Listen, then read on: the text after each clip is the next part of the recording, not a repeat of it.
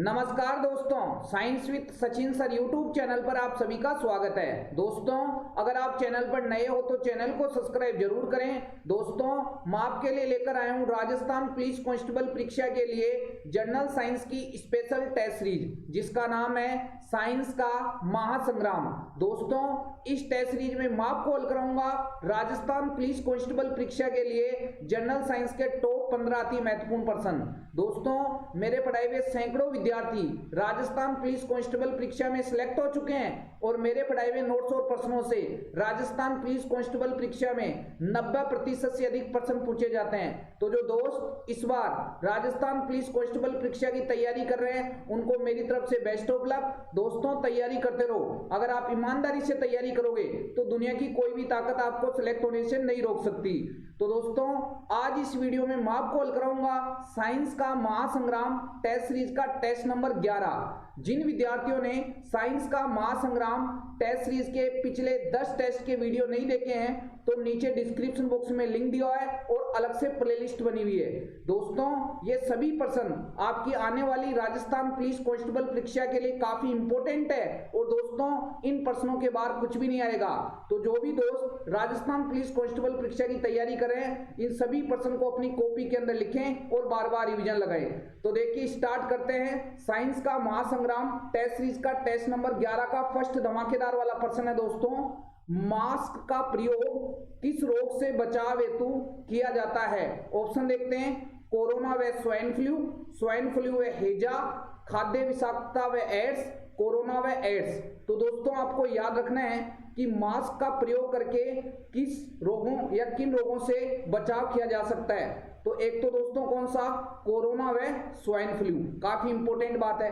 तो फर्स्ट का correct answer क्या हो जाएगा? ए हो जाएगा। अब कैसे, मैं आपको बता देता हूं। दोस्तों, आपको याद रखना है कि कोरोना व स्वाइन फ्लू ये दोनों वायरस या विषाणु के द्वारा होने वाले रोग हैं। अरे किसके द्वारा? वायरस या विषाणु के द्वारा होने वाले रोग हैं। और दोस्तों, आपको ये भी याद रखना है कि ये किसके द्वारा फैलते हैं? ये हवा के द्वारा फैलते हैं। अरे यस या नो? तो ये हवा के द्वारा फैलते हैं। और आपको ये भी याद रखना है कि जो भी रोग हवा के द्वारा फैलते हैं, अगर आप उनके लिए मास्क यूज करोगे तो दोस्तों उन रोगों से संक्रमित होने से बचा जा सकता है। ठीक है। अब देखो, जैसे हैजा, तो हैजा बात करें तो हैजा तो दूषित जल व दूषित भोजन व मक्खियों के द्वारा फैलता है। खाद्य विषाक्तता, फूड पॉइजनिंग और एड्स, एड्स एक किसके द्वारा फैलता है? HIV के द्वारा। ठीक है। यह तो एक यौन संक्रमित रोग होता है, कोरोना व एड्स। ठीक है। तो यहाँ कौन सा आंसर सुटेबल है? कोरोना व स्वाइन फ्लू। ठीक है, काफी इंपॉर्टेंट बात है। तो फर्स्ट का करेक्ट आंसर क्या हो जाएगा? ए हो जाएगा। याद रख लेना। और स्वाइन फ्लू का रोगजनक क्या होता है, ये भी इंपॉर्टेंट बात है, H5N1। ठीक है, ये इंपॉर्टेंट बात है। किस वायरस के द्वारा स्वाइन फ्लू रोग होता है? तो क्या याद करना है? H5N1। ठीक है। और एड्स का रोगजनक HIV। ये काफी इंपॉर्टेंट बात है। लो जी, नेक्स्ट इंपॉर्टेंट पर्सन पे चलते हैं। पर्सन संख्या सेकंड। पर्सन संख्या सेकंड है दोस्तों, काफी धमाकेदार वाला पर्सन। वसा में घुलनशील विटामिन है। ऑप्शन देखते हैं। थाइमीन, एस्कोर्बिकमल, रेटिनोल और इनमें से कोई नहीं।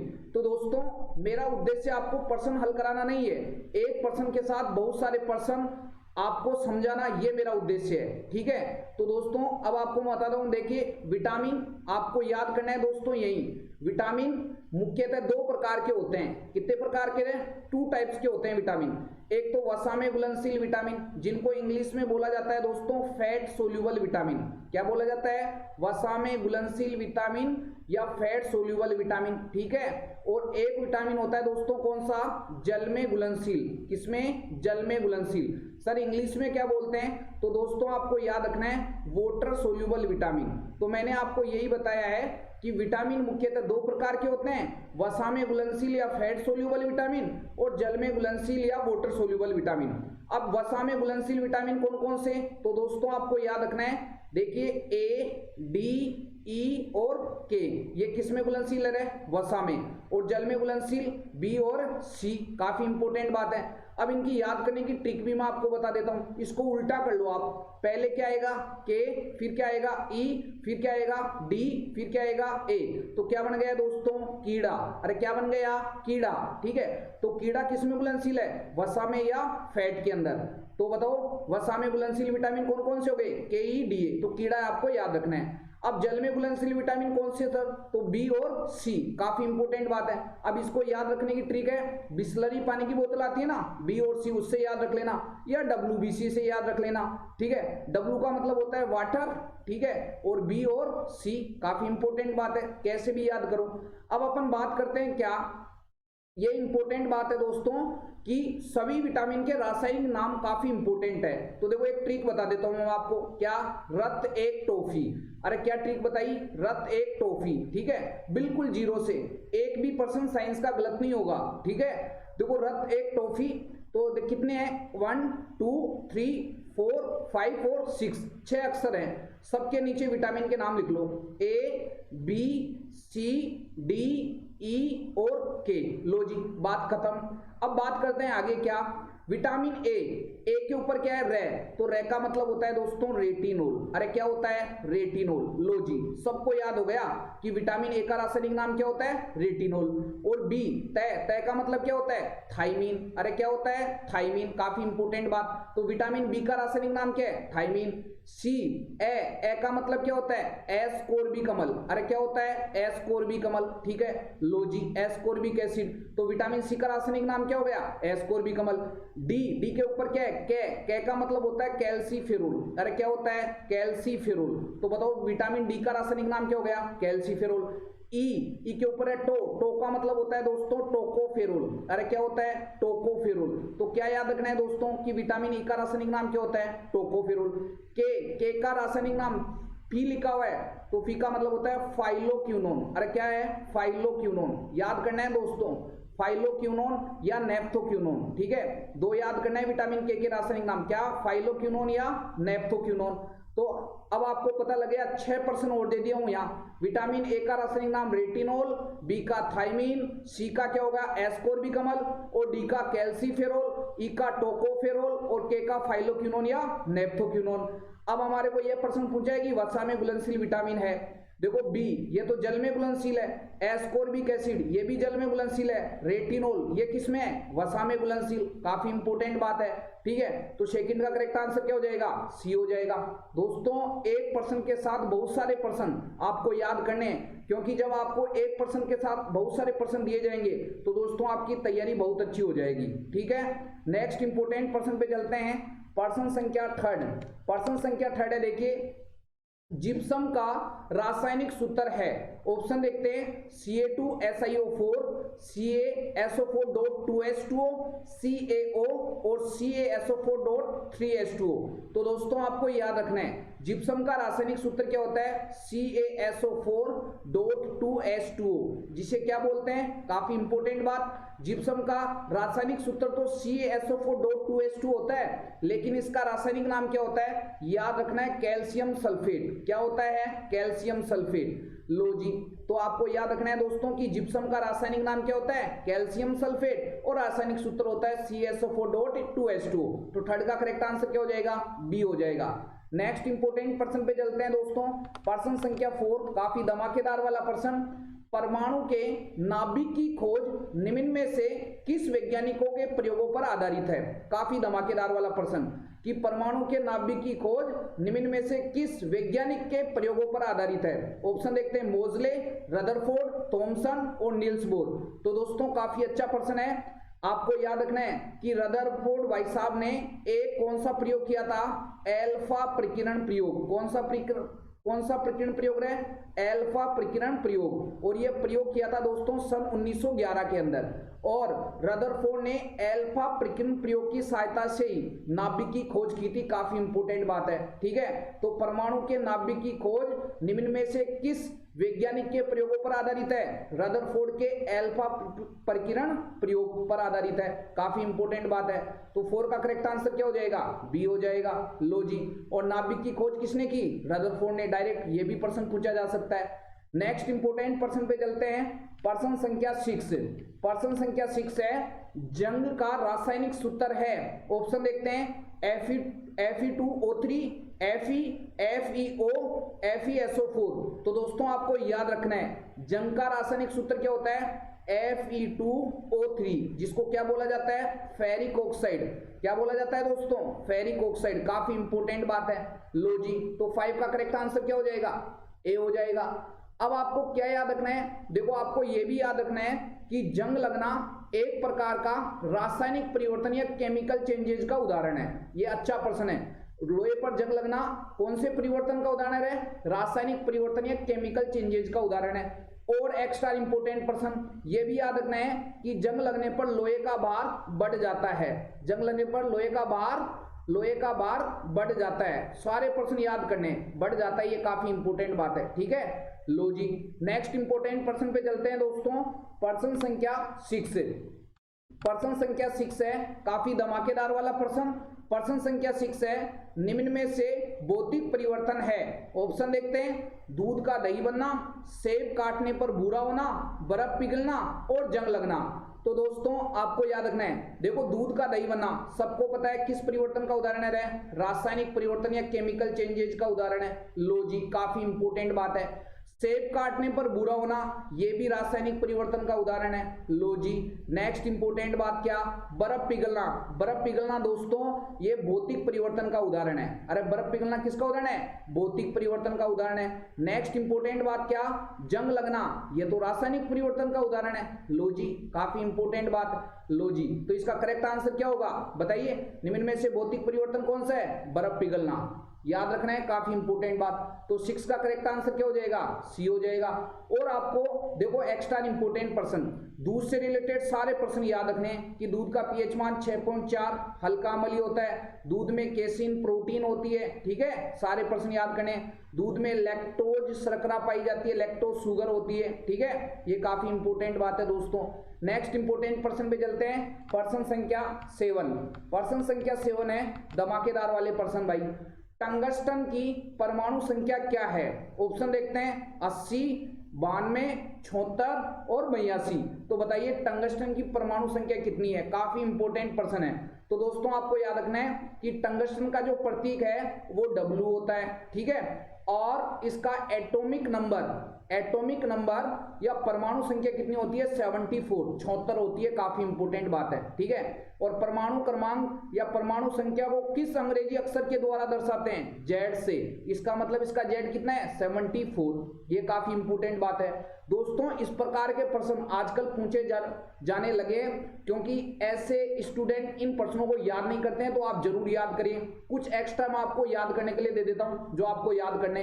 ठीक है, देखो टंगस्टन एक धातु होती है, मेटल होती है। ये काफी इंपोर्टेंट बात है। ठीक है, टंगस्टन क्या है? धातु।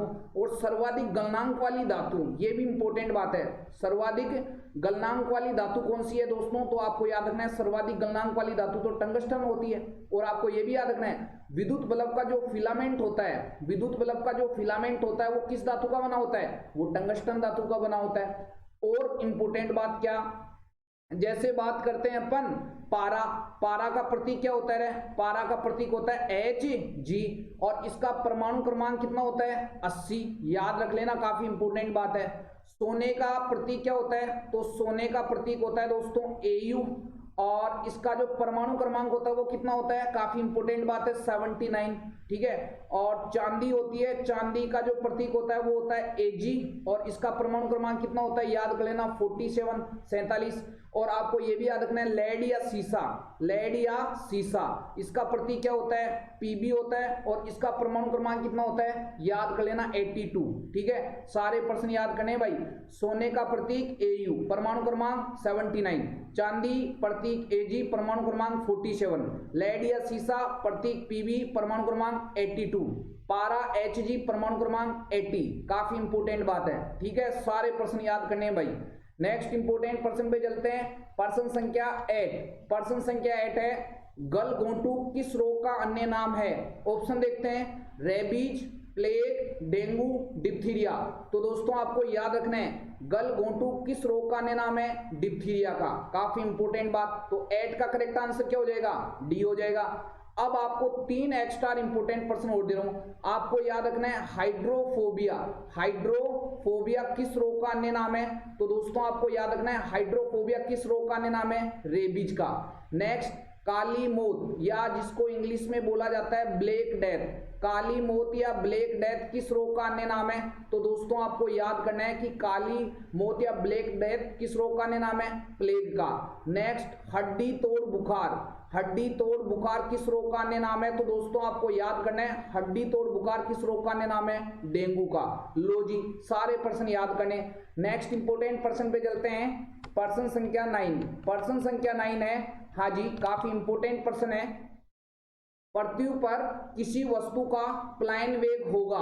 ऑप्शन देखते हैं, 12.1 किलोमीटर प्रति घंटा, 11.2 किलोमीटर प्रति घंटा, 11.2 किलोमीटर प्रति सेकंड और 11 किलोमीटर प्रति सेकंड। काफी इंपोर्टेंट बात है, तो बताइए दोस्तों, काफी इंपोर्टेंट प्रश्न है।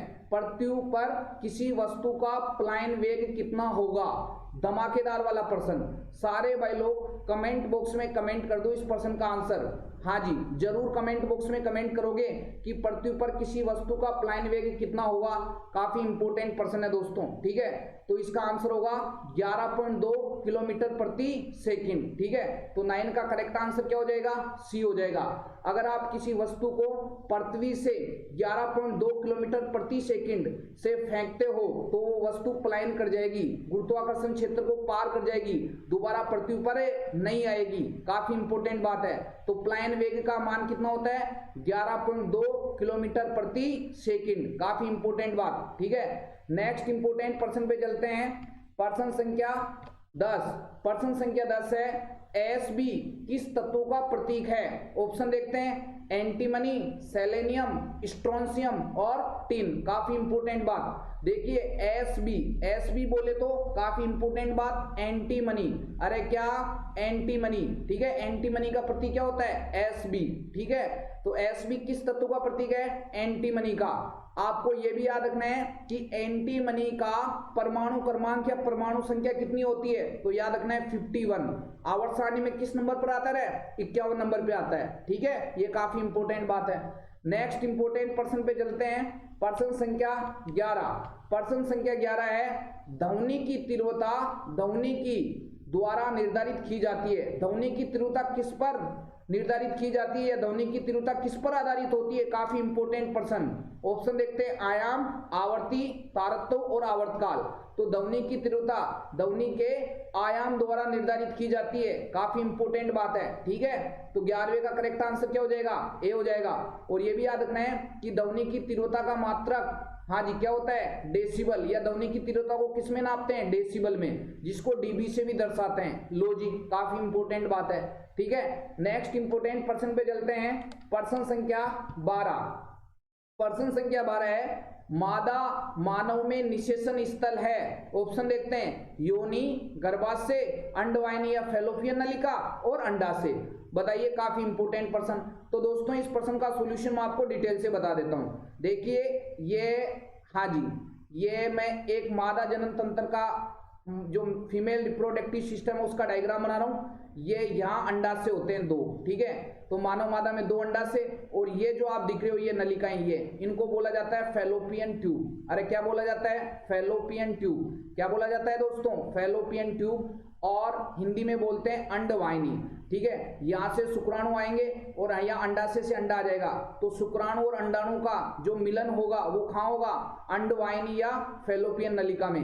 तो मानव मादा में निषेचन स्थल क्या है? अंडवाहिनी या फैलोपियन नलिका। और आपने ये भी सुना होगा, जो महिला नसबंदी होती है उसको बोला जाता है वसेक्टोटोमी। अरे क्या बोला जाता है? वसेक्टोटोमी या ट्यूबेक्टोटोमी। तो दोस्तों आपको याद रखना है, जो नर नसबंदी होती है उसको तो बोलते हैं वसेक्टोटोमी। बहुत इंपॉर्टेंट टर्म है। नर नसबंदी को तो बोलते हैं वसेक्टोटोमी, और जो मादा नसबंदी होती है, महिला नसबंदी होती है, उसको बोला जाता है दोस्तों ट्यूबेक्टोटोमी। अरे क्या बोला जाता है? ट्यूबेक्टोटोमी।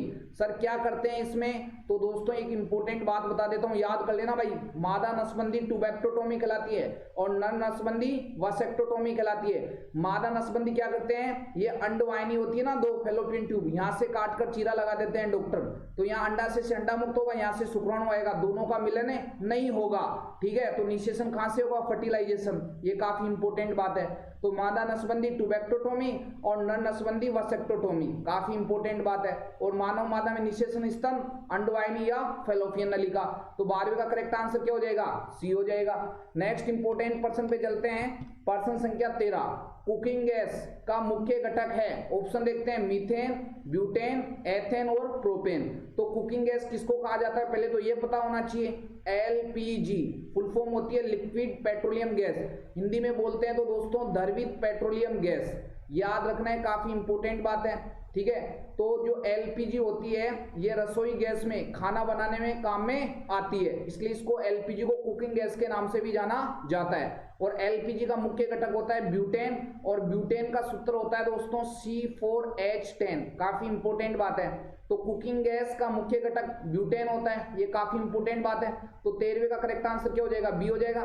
और एक होता है सीएनजी संपृक्त प्राकृतिक गैस, सीएनजी का संपृक्त प्राकृतिक गैस, कंप्रेस्ड नेचुरल गैस। और सीएनजी का मुख्य घटक क्या होता है? मीथेन, जिसका रासायनिक सूत्र होता है CH4। सारे प्रश्न याद करने हैं दोस्तों, ठीक है।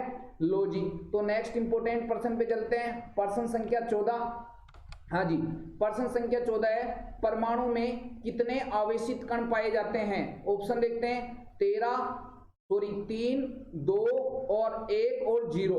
तो परमाणु में कितने आवेशित कण पाए जाते हैं? लो जी, आपको याद रखना है दोस्तों, परमाणु या एटम 3 मूलभूत कणों से मिलकर बना है, सबको पता है। एक तो कौन सा? इलेक्ट्रॉन, ठीक है। और दूसरा होता है प्रोटॉन। हाँ जी, इलेक्ट्रॉन, प्रोटॉन और न्यूट्रॉन। याद करना है दोस्तों, जो परमाणु होता है वो कितने मूलभूत कणों से मिलकर बना है? 3, इलेक्ट्रॉन, प्रोटॉन और न्यूट्रॉन। और दोस्तों आपको यह भी याद रखना है कि इलेक्ट्रॉन का जो प्रतीक होता है वो E- होता है, और प्रोटॉन का P होता है, और न्यूट्रॉन का क्या होता है? N होता है। ये इंपॉर्टेंट बात है कि इलेक्ट्रॉन एक ऋणावेशित कण है, प्रोटॉन एक धनावेशित कण है, जबकि न्यूट्रॉन पर किसी प्रकार का कोई चार्ज नहीं होता है, न्यूट्रल होता है। तो ये अच्छा प्रश्न है कि परमाणु में कितने आवेशित कण पाए जाते हैं? 2। कौन कौन से? इलेक्ट्रॉन और प्रोटॉन। समझ में आई बात? तो 14वें का करेक्ट आंसर क्या हो जाएगा? बी हो जाएगा। याद रखना है, ठीक है। इलेक्ट्रॉन की खोज किसने की? Extra important person J Thomson ने। याद करने भाई, सारे प्रश्न को अपनी कॉपी के अंदर लिखना है दोस्तों। और जो बच्चे नए हैं वो साइंस का महासंग्राम टेस्ट सीरीज के पिछले 10 टेस्ट के वीडियो भी जरूर देखें दोस्तों। ये सभी प्रश्न आपकी आने वाली राजस्थान पुलिस कांस्टेबल परीक्षा के लिए काफी इंपोर्टेंट है, और लाइव प्लेटफॉर्म पर मैं दावा कर रहा हूं एक भी प्रश्न आपका गलत नहीं होगा इस बार राजस्थान पुलिस कांस्टेबल परीक्षा में साइंस का, ठीक है। तो आप सभी वीडियो के प्रश्न को कॉपी के अंदर लिखें और बार बार रिवीजन लगाएं। प्रोटॉन की खोज की थी गोल्डस्टीन या रदरफोर्ड ने। प्रोटॉन की खोज किसने की? गोल्डस्टीन या रदरफोर्ड ने। सर दोनों आ जाएं तो आपको आंसर टेक क्या आना है? गोल्डस्टीन, ये करेक्ट माना जाएगा। और न्यूट्रॉन की खोज किसने की? जेम्स चैडविक ने। अरे न्यूट्रॉन की खोज किसने की? जेम्स चैडविक ने। लो जी, सारे प्रश्न याद करें। नेक्स्ट इंपोर्टेंट प्रश्न पे चलते हैं। प्रश्न संख्या 15। प्रश्न संख्या 15 है, घंटा धातु बेल मेटल मिश्रण है, किसका मिश्रण है? तांबा प्लस टिन, तांबा प्लस जस्ता, तांबा जस्ता टिन, लोहा निकिल और क्रोमियम। काफी अच्छा प्रश्न है। तो दोस्तों आपको याद रखना है, जो घंटा धातु या बेल मेटल होती है ये तांबा और टिन का मिश्रण होती है। समझ में आई बात? तो 15वें का करेक्ट आंसर क्या हो जाएगा? ए हो जाएगा। अब देखिए तांबा और टिन, और तांबा का प्रतीक क्या होता है? सबको पता है Cu, और टिन का प्रतीक क्या होता है? Sn। तो Cu प्लस Sn, ये काफी इंपोर्टेंट बात है। तो दोस्तों आज मैंने इस वीडियो में आपको हल कराया साइंस का महासंग्राम टेस्ट सीरीज का टेस्ट नंबर 11। जिन विद्यार्थियों ने साइंस का महासंग्राम टेस्ट सीरीज के पिछले 10 टेस्ट के वीडियो नहीं देखे हैं तो नीचे डिस्क्रिप्शन बॉक्स में लिंक दिया है और अलग से प्लेलिस्ट बनी हुई है। दोस्तों आप इन सभी वीडियो के प्रश्न को अपनी कॉपी के अंदर लिखें और बार बार रिवीजन लगाएं। और सभी मेरे प्यारे दोस्त कमेंट बॉक्स में कमेंट जरूर करें कि आपके 15 में से कितने परसेंट सही हुए। और दोस्तों अगर आपको वीडियो अच्छा लगे तो आप इस वीडियो को ज्यादा से ज्यादा शेयर करें, और मिलते हैं नेक्स्ट क्लास में। तब तक के लिए जय हिंद, जय भारत।